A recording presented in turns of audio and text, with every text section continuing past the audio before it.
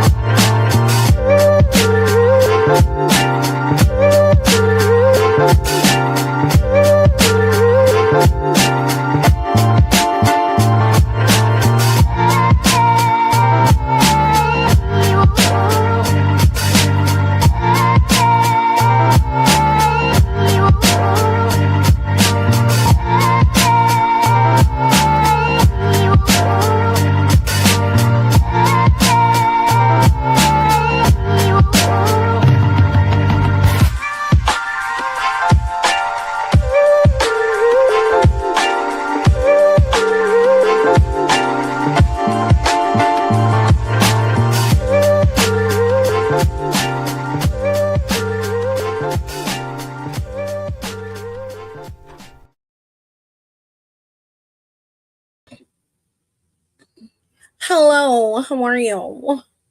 Hi. Hi.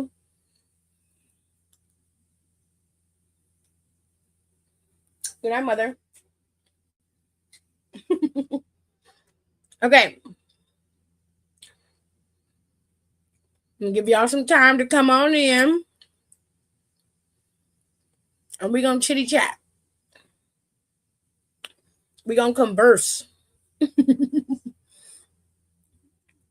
Or as a hood nigga say, we're gonna conversate. Oh. That is not a word, by the way, but it is not. It is a part of AAVE, so I ain't gonna be mad at you. But we got some things that we need to discuss over here. We just had a really good promo between two greats over here in WWE with Roman Reigns and CM Punk. Okay, now listen, loyal son, shit was getting real. You know what I'm saying? But first, let's start off with the beginning and how the show really kicked off. Okay, hold on, because I gotta get the picture. I gotta make sure we had a picture. Okay.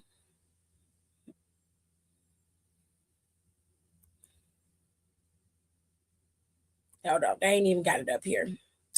So look, Brian Breaker kicked off the show. He came out there like a little child, mad at the world because he got his ass whooped. And rightfully, he shouldn't be mad.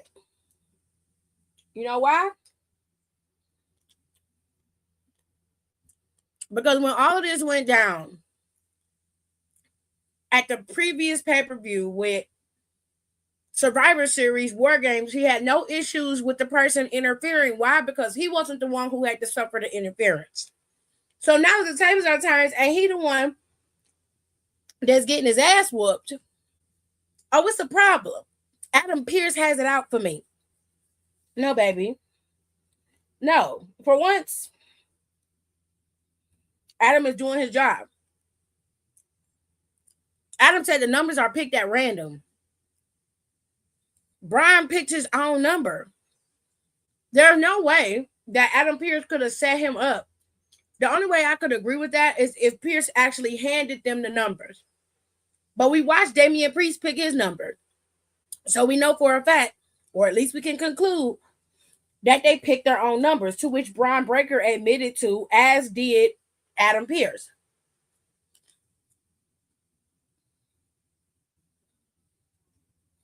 Okay, boom. Fast forward to today.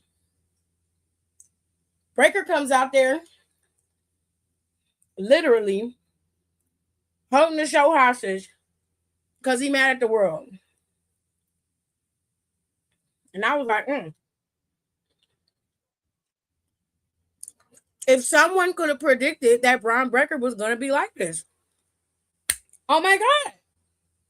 I wonder who that could be. It was me. Anyway, Braun Breaker would not leave until Pierce came out there.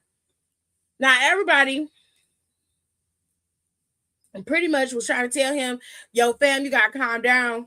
All his homeboys and Paulina was in the ring talking about he got to calm down. Now, Paul take the microphone and was like, so something that just happened to Braun Breaker, and we all saw it.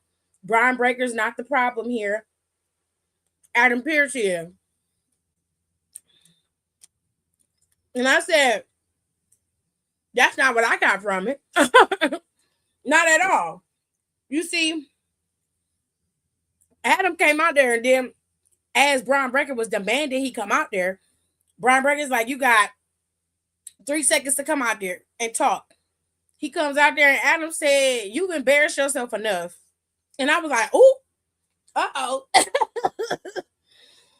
He said, you've embarrassed yourself enough. Haven't you embarrassed yourself enough, bro? Are you not embarrassed? Look, you picked your own number. Had nothing to do with me. I couldn't rig it even if I wanted to. But he said, since we talking about masked men, I don't know who the hell it was, but he said it's funny how when the masked man wasn't attacking y'all, it was all cool and gravy. But now because it's happening to you, I'm supposed to go full mode to try to figure out who it is. He said the last time a masked man attacked somebody, it was the nigga standing next to you. Since we talking shit, and I was like, call it. Talk your shit, Adam. Talk your shit. Adam said, look, y'all are holding my show hostage. And unless your ass got something you want to do, you can clear the hell out that ring. But we got shit to do. Okay? And Adam walked his ass up out of there. And this is after LA Night. Bust, who was it? Theory and Paul in the back with a chair and ran his ass up out of there. Chair shot. Now, later on in the night, Paulina cornered Pierce. And he says, put Braun Breaker and LA Knight in a match tonight, please. Adam said, baby, I can't do that. I'm not going to be able to do that. He said, why the hell not? He said, baby, I had him escorted from the arena. You see, I can't have him impeding my show. Just like I can't have you and your people impeding my show. Can't show no favoritism, baby. No matter how much I like the man, I can't show no favoritism. So he's gone. And you know what else? I suggest you tell Braun Breaker he needs to get gone too.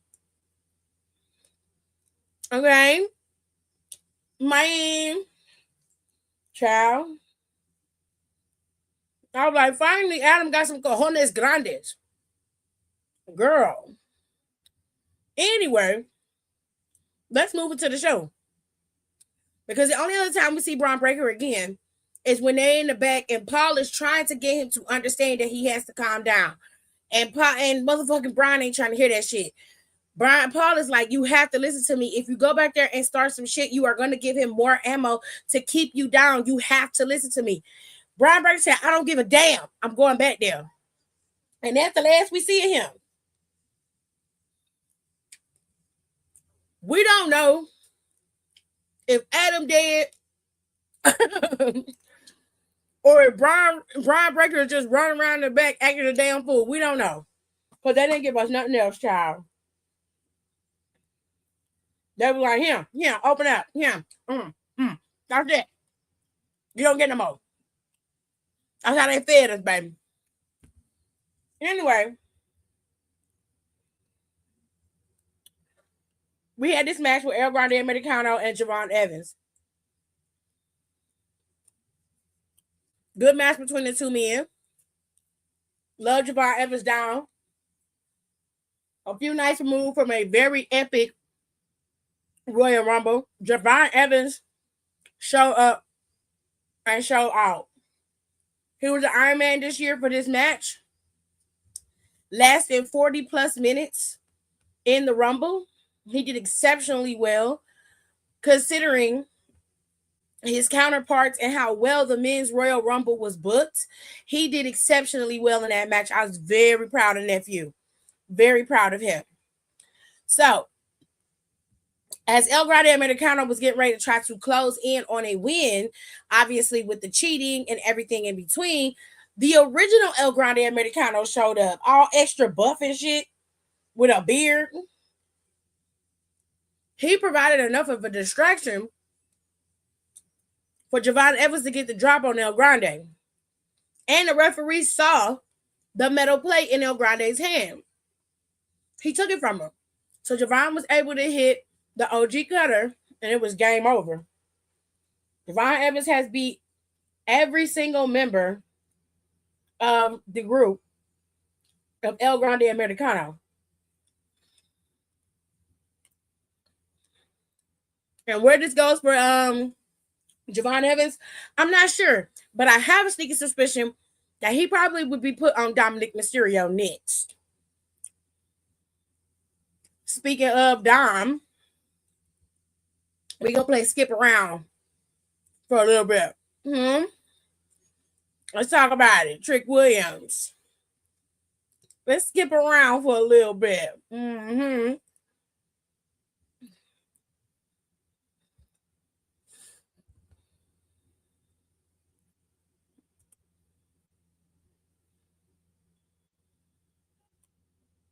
All right. So Dom showed back up. I don't know if Dom's been cleared, but he did show back up. They didn't say he was cleared. They just said Dominic Mysterio was back, which kudos to him. Dom showed up to give Liv Morgan the proper introduction she deserved, as he said. And well, Liv Morgan was out there talking a lot of shit. And her homegirl came out there. You know? Her homegirl came out. And Stephanie was basically, and Raquel was basically like, girl, yeah, we cool. You my sister. Sister, best friend. But, question. Why you throw me out the Rumble yesterday, like, Friday, Saturday? What happened? Liv was like, sister, friend. My homie lover friend. Look. It's not like that at all. I love you. But you already had an opportunity at the title already built in. So I just assumed that you wouldn't mind me getting an opportunity. And when one of us gets something, the Judgment Day wins, right? So everybody wins, right? Right? Raquel was like, right. You are so right, sister. Best friend. Hi, Carmelo. So she was like, did you want mine keeping your ass in the back? Sister, best friend. Liz said, yeah. Girl, you got it. Go kill it. Go get it.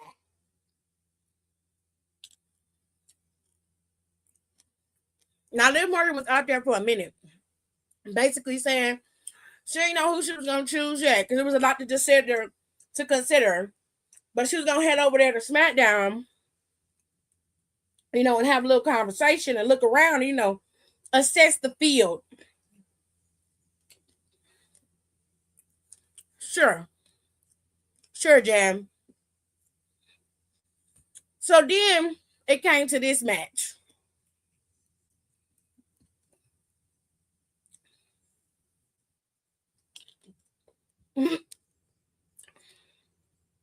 Was it a bad match? No.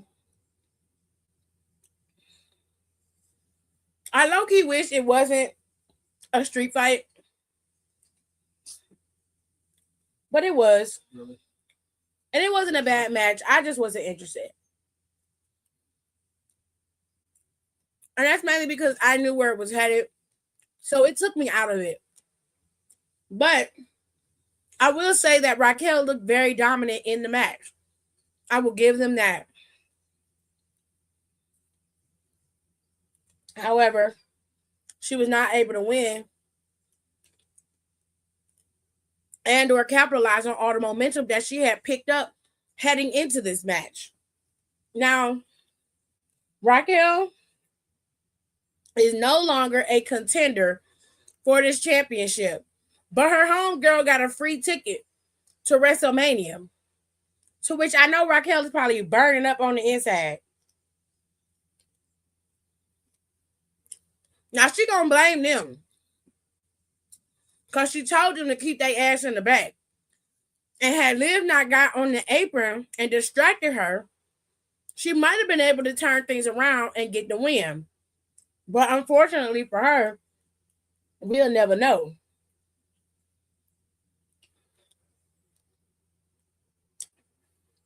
After Stephanie retained, Liv Morgan attacked her and laid her out.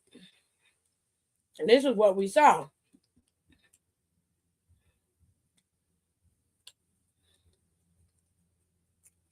This wasn't even 5 minutes after Raquel lost. This was literally seconds. She gave Raquel enough time to get out the ring and for Stephanie to get up. And then she oblivion that bitch and was standing there holding her title.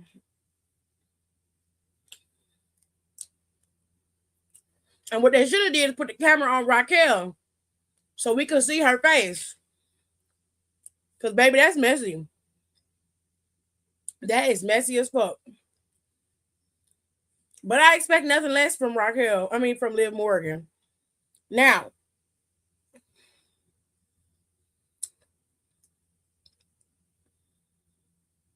Pena had a match with Bronson Reed. I wasn't really interested in this match either.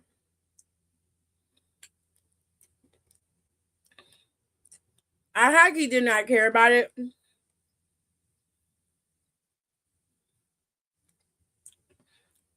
I was more concerned about what was going to happen towards the end. But I will say this. For the most part, they were entertaining and they did their parts, right? And towards the end, fucking towards the end, LA Knight popped back up, took out Bronson Reed, and ran off because Theory and them were coming after them. So he got ran off.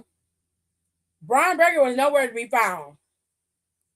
Paul Heyman came out there, or was already out there, trying to get the ref to stop counting so Bronson could keep the match, but it didn't work. This was after the ref had got taken out. Okay? And baby, it was Murder, She Wrote after that. Pena won by count out. And Bronson lost. It's been a devastating couple of weeks for the Vision, honey.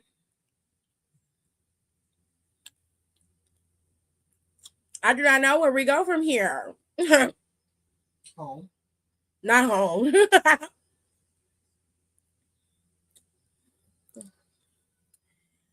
Gunther came out here and damn near killed Dragon Lee.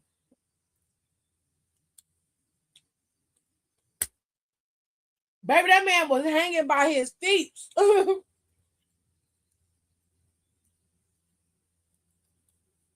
Dragon Lee came out there while Gunther was mocking AJ Styles to the fullest. Had his phenomenal entrance up and everything. Oh, it was messy boobs. And then he really couldn't talk because the crowd didn't want to hear that shit. They was chanting "shut the fuck up" and all types of dirty ass shit. It was real dirty conversation. And well, as Gunther was getting ready to leave from basking in his bullshit, Dragon Lee ran down there and beat the brakes off of Gunther. And had Gunther had not grabbed that ring bell, Dragon Lee would have still been beating the brakes off of Gunther. He grabbed that ring bell, was able to cause enough distraction.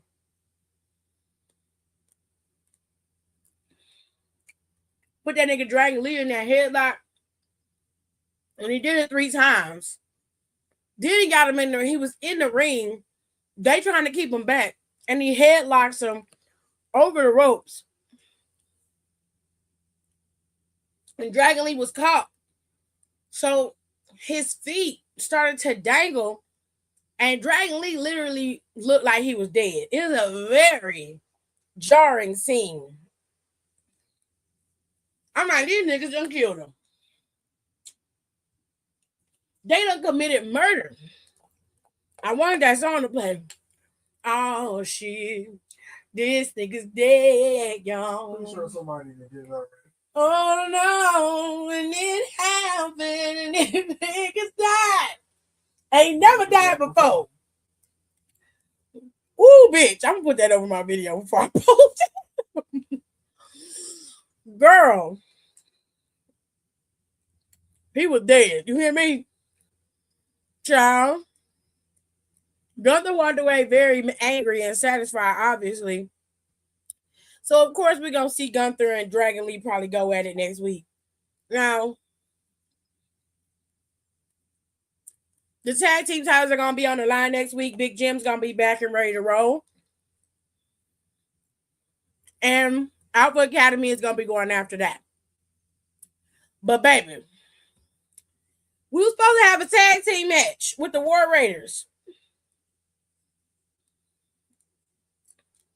I don't know who they were supposed to go up against.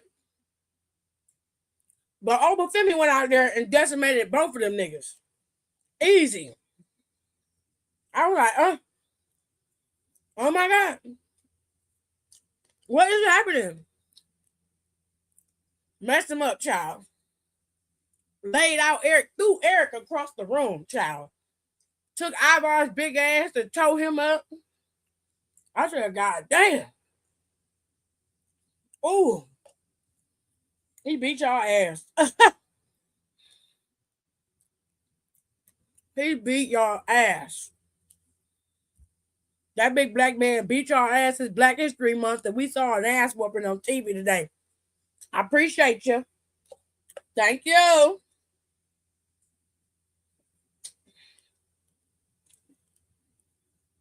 Now, Benny. Ben. Come talk to me. Sweetheart. You being a bad guy, Wreck-It Ralph ain't had nothing to do with the shit that you was doing, okay? You been making bad decisions, most definitely. First bad decision you made was joining the Judgment Day. You stifled your talent and you put yourself in a secondary third position, which had not allowed you to shine the way that you truly should have. Respect is earned and respect is given through loyalty, through your hard work. And while you're sitting here blaming Pierce, let's be honest. Let's be 1,000% honest. Okay? Let's keep it all the way fucking real. You could have declared for the Royal Rumble the week that you was getting ready to face off against CM Punk. Gunther had a match at a Royal Rumble. A full match with fucking AJ Styles. And he had already declared for the Rumble. So whose fault really is it? Now, don't get me wrong. I was not happy with Pierce's decision to keep you out of the Rumble. But I also kind of understand where Pierce is coming from. You are so preoccupied with Judgment Day business that you put yourself on the back burner. So it's not about Adam Pierce disrespecting you. It's about you disrespecting you. Everything you've been able to do, All the wrestlers that have come into this company, all the wrestlers that have come across you and have been able to become great because of you, the lack of respect is on your part. It ain't on them. There's a reason why people give AJ Styles his accolades and his respect. It's because he demands it. You are sitting here expecting people to just bow down to your feet and give you respect. No, but nigga, that ain't how this shit work, bro. It's not coming to you just because of what you've done and your accomplishments. It comes because you demand it. Because you walk with an air that deserves respect. You too busy trying to be everybody's friend. You in the back trying to chill with Liv Morgan and fucking Dominic Mysterio. People who are learning from you and they're surpassing you. All in the same breath. Dominic Mysterio is a double fucking champion. Double champion. In your face. On your time. And all you do is congrats to Dom, my bro. Nothing for you though. What do you get? You get constellation prizes. You get secondary championships. You get beaten. You get put up just to get beat down every 2 seconds. You get put in a position just to give people another notch on their belt as a champion. You don't get to be a true rivalry. You don't get to be an actual contender for a title. And I lay that all at your feet. Now, when Vince was there, I blamed him because he didn't believe in you. But now that Vince McMahon is gone and your motherfucking daddy is at the helm, there's no way you can convince me that there's nothing you couldn't have said to say, listen, I want to be in the conversation of titles. I'm tired of walking around in the back and everybody else is getting shit and I'm not getting it. I want to help lead the new generation. You already done trained half of them. Look at Becky. Used to be. I'm gonna tell y'all something. You worked with Becky. You was her man at one point. Y'all was cool. And I'm sure over the years you gave her plenty of advice and plenty of ways to help push her through so that she could be the person that she is. Credit to Becky for being able to turn herself around and become the ultimate superstar that she is. But we all know that Finn Balor had an integral part in her career, and even she credits him with that. Cody Rhodes has said it. Countless of other superstars have said it. The problem here is not the other people who have come across you and have been able to be graced with you, helping them and getting them to where they need to be. The problem is you. Your tactics have not changed. You still doing the same dirty, underhanded shit and expecting a new result. What you think? Attacking CM Punk is going to get you to that championship faster? You think when y'all have y'all title at Elimination Chamber or whatever the fuck y'all decide to have this title match that you're going to win? Let me tell you something. Given the fact that CM Punk was just chosen by fucking Roman Reigns to compete against at WrestleMania, that makes him heavily protected. And you ain't gonna never touch that title until one of them beats the other. So you might as well put yourself in the bank and just chill out until Money in the Bank. That would be my goal, is to focus on Money in the Bank. And that way I can make my own rules. And I can determine who is my next target. And I can make sure that I'm the next champion, no matter who is champion. That should be your goal. Not this bullshit you got going on. If it's demanding respect, then you got to walk it like you talk it. Because right now, all I see is a secondary character, a player 2 ass nigga over here in Judgment Day listening to a bitch who literally couldn't get into the crew unless you gave her the keys to the kingdom, which you did. And now you letting her manipulate you like she been manipulating everybody else. So go off. Do you? If it's about respect, then everybody around you should be giving you respect. And we ain't talking about just, oh, well, the people you helped and the niggas in the locker room. We talking about your cronies too. Because if you talking about really being respected, it's your homeboys that and your homegirls that don't respect you. If a bitch walk up to you and tell you straight to your face, oh, you ain't shit, and you know you ain't shit, and CM Punk knows that and he's preying on you, I tell Liv Morgan straight up, girl, listen, you've been champion, top dog while you been in this group. Where was I? When it was my time to go after the title, nobody was out here helping me. I was all on my own, but we had your back 20 grand. Every time you went out there to defend that title, you had somebody in your corner helping you. But you sit up here talking about what I should and shouldn't be doing? No, I tell you what, you mind your business and I'll mind mine. That's how you should have handled that. But instead, you let her convince you to keep going at the rate you're going. Definition of insanity. So go off, King. I hope it works out for you. Although I'm going to say 1000%, it is not. Elimination Chamber is in Chicago. It's in Chicago, nigga. If you go to Chicago and face off against CM Punk at Elimination Chamber, I expect nothing less than for him to beat you and then maybe get speared by Roman Reigns at the end of the match. I don't see that going any further than you getting the match at Elimination Chamber. You're not going to beat him. That's not happening. So change your tactics and find something else to do. Please. Now look.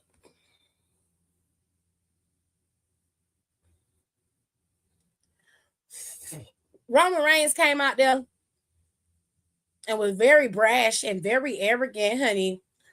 And you know we live. He came out there and told the world, I left and gave people some time to do what they wanted to do. I came, popped up every now and then because I was letting people live. I was giving people their moment. But I see that me being gone doesn't help. Okay, you can't function without me. All right, so I gotta come back and save this place because it's obvious that niggas don't know how to handle being at the top to make this place move and shake. You gotta have a needle mover like me, and I'm a needle mover. So I came back, I won the fucking Royal Rumble, and now I gotta choose who I'm gonna go after. So, audience, Philly, tell me what you want me to do. Do you want me to pick Drew McIntyre? Everybody was like, oh, no. Please spare us. And then it was like, do you want me to pick CM Punk? Resounding cheers, love. Okay, they were all for it. All right. They said, let me do it again. Drew McIntyre. No, Drew McIntyre. Are you sure? Let's do it again. Drew McIntyre. Ooh. And then he said, okay, well, do you want me to give you CM Punk? Yeah, you sure? Are you sure you want CM Punk? You sure? All right. CM Punk it is. And then CM Punk was like, I heard you bitches was looking for me. Huh? Here I go. He said, I heard you was looking for me. He said, look, I heard you come out here begging and pleading this crowd to help you pick who you want to go up against at WrestleMania. He was like, yeah, go ahead and pick bitch ass Drew. Go ahead, he the easy way out. He easy to beat, bitch. You want to pick the easy way out, be my guest. It makes no never mind to me. I'm gonna keep on continuing to be the best in the world either way. But if you want to bitch out and pick Drew McIntyre, go right ahead. And Roman was like, I don't like the nigga, but like Drew is like 4 times bigger than you. And CM Punk was like, and I still beat that nigga's ass. Fuck you talking about? Last time I met that nigga, they had to stitch his ass back together, but there wasn't enough staples in the back to hold that nigga shit together. And he was gone. He said, I put his ass down. And Roman was like, wasn't you fighting him over some bitch ass bracelet or some shit? Like, wasn't that what y'all was fighting about? Some little plastic ass bracelet. Child. Roman said, he said, if we talking about like real talk, I've beaten Drew so many times I couldn't even count. 3 years, nothing but ass whoopings coming from this camp. And CM Punk was like, refresh my memory. How many of you and your Samoans did it take for you to beat that nigga though? He said, you see me, on the other hand, when I went up against Drew McIntyre, it was just me. Solo dolo, numero uno. I took that nigga to hell and back in one of the most dangerous matches in this company. Hell in a Cell. While you was sitting pampered and coddled over there in your little corner. He said, so no, we're not the same. But like I said, if you want to bitch out, then go pick Drew. Be my fucking guest. It makes me no never mind. Or you could pick the Mount Everest route, go up the mountain with no Sherpa, and then you could come see the best in the world. Either way, I'm going to knock your ass down every time. And Roman was like, you think this shit is a game? You think it's funny? He was like, look. He said, I have nothing but hate for you. He said, you think I'm following in your footsteps?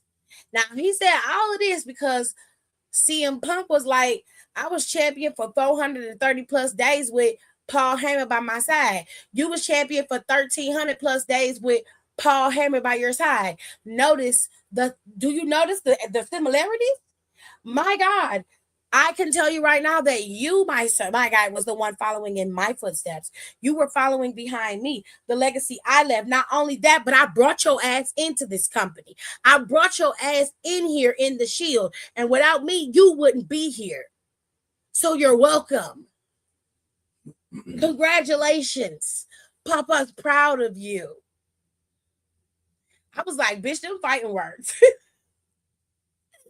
Them's fighting words. Okay. Now, Roman said, you think I was following behind you in your footsteps? Is you fucking serious? Are you crazy? Have you lost it? He was like, my guy, why are you worrying about all the places all the things that I've been doing? He said, the only reason why you was able to come back in here was because of me. He said on your little 10-year vacation when you was out here talking reckless on your friend's podcast, making my life harder than it had to be. He said, I hate your ass.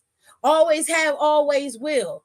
But you know what? He said, I wasn't going to stifle the company and let you, ride off into the sunset when I know WWE can make more money off of you in the company rather than you being on the outside looking in. So when Paul decided that he was bringing your ass back, who you think they came to ask if it was okay? They came to me. I approved that shit. Without me, your ass wouldn't be here, so you're welcome. But you know what? Since you out here talking shit, he said, I've already made my decision. And I could take the easy way out. You're right. I could go after Drew and beat Drew again because I can, and I know I can, and it's real easy to do. But I don't want to beat Drew. I want to beat you because I hate you. And when I do, when we go to WrestleMania, we go toe to toe, and I'm still standing there holding your championship, you ain't gonna have no choice but to acknowledge me. And then that nigga walked out. I was like, God damn, Makuma. Shit. I thought that nigga was turning dark for a minute. I said, oh shit, his teeth got real big. You seen that flex and shit? I was scared. I was scared for my life, okay? Because I thought his hair was going to turn red and Akuma was getting ready to kill somebody, okay? So I was scared. Baby, it went off because CM Punk was like, I got what I wanted, but I don't know if that's all going to be true. I know that this shit is about to hit the fan. We're about to get some good promos back and forth between these two. I know that. Now, the match itself, it may not hit as well. I want to prepare y'all for that because the match may not be that good. But I know that these next couple of weeks with the promos, the backbiting, the fighting back and forth, that's going to be very interesting. Now that we are all together. Anyways, Oh, baby, it was a lot going on. But now that we are gathered here, understand that eliminations qualifying matches will begin next Monday on Netflix at 8 p.m. Eastern Standard Time. That means that all the men who are put up in these qualifying matches will have a shot at getting their slot in the elimination chamber and being one step closer to challenging Drew McIntyre for the WWE Undisputed Championship. Okay? Because right now, CM Punk is taken, and the only man left is Drew McIntyre. Now, we don't know who Liv Morgan is going to choose. We are hoping that Liv Morgan picks Stephanie Becker, which I don't believe that she isn't. I do think she is picking Stephanie, but she's going to show up on SmackDown to cause chaos because she's a chaos queen. With all that being said, Elimination Chamber matches is going to be setting up. Now, at Royal Rumble, Charlotte accidentally took out Alexa Bliss. Now, in my opinion, Bliss is probably going to end up giving the Sister Abigail to Charlotte at some point, and that's how their team is going to implode, which is fine by me. I'm ready for them to split up and for them to go into their own era and do their own thing, because that women's division, in terms of that title, it needs some space, it needs some bodies. And because you got Lash and Nia still gunning for those tag team titles, it's not fair to have Jade as a champion and not have her going up against formidable opponents. Okay, she need people who she can go up against. And while Jordynne Grace is a good first, she shouldn't be something that Jade builds her career off of. She's going to need to go up against former champions like Bliss and Charlotte Flair to make it work. So, in my opinion, when it comes to Elimination Chamber for the girls, I would imagine Tiffany Stratton is going to be put in that chamber match, as is probably Charlotte, Alexa Bliss.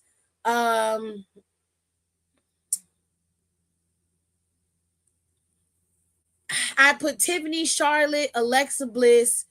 That's 4, or it's 3 from SmackDown. And it's usually 8 in the chamber, right?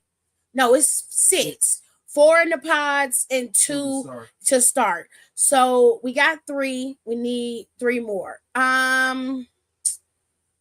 Raquel. I only want 1 member from Judgment Day in there. So I would actually take out Raquel and put Roxanne in there. Make it Tiffany, Charlotte, Alexa, Roxanne,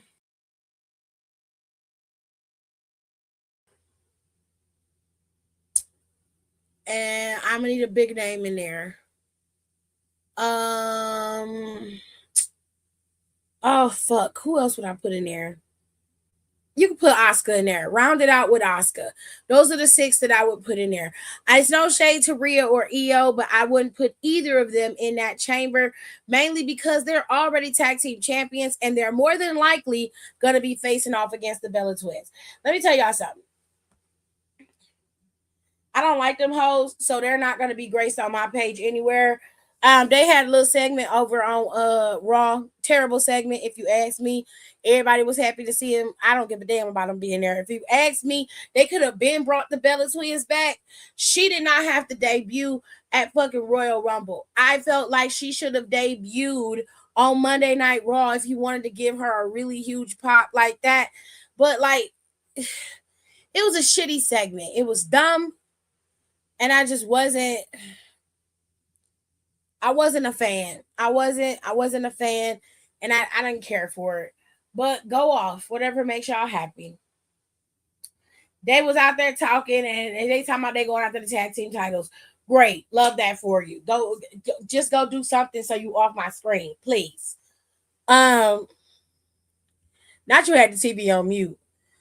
Other than that, y'all, that was it. That was all of Monday Night Raw. Now, listen, this week and for the rest of February, I'm going to be putting up shorts with Black History facts from wrestling. I want you guys to really pay attention to it. On Saturdays, we're going to be reading some Black History stuff. I have a Black as fuck history book in here, and we do reading and chill on Saturdays, and I'm bringing that back this weekend. I don't have nothing to do this weekend, do I? besides the pod with Alexis. I don't have nothing else to do. Okay, so I might do reading and chill on Sunday, which is like, a relaxing day. And we're going to start reading the Black as Fuck history book. Okay, y'all need to start reading shit. It's Black History Month, and you hoes is going to learn something from me today. Okay, I love y'all. I wouldn't yell at y'all if I didn't love y'all. We'll be back Wednesday to chit chat some more and talk some more. And of course, Rico wrote some more of his chapters of his book, so I may read his book this weekend as well. But y'all, we gonna do some reading. We're gonna have a good time.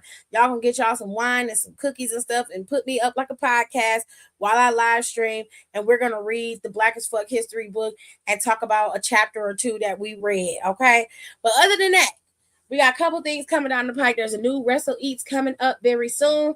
We're going to be cooking Kurt Angle's favorite dish. It is spaghetti. We're going to be cooking that. And like I said, we're going to have Black History Facts coming. Okay? So make sure y'all stay tuned for all of that. Like I said, I love y'all. I wouldn't yell at y'all if I didn't love y'all. And I will see y'all Wednesday when we come back and talk about NXT, the new champ. Okay? And we're going to talk all about the Royal Rumble and everything.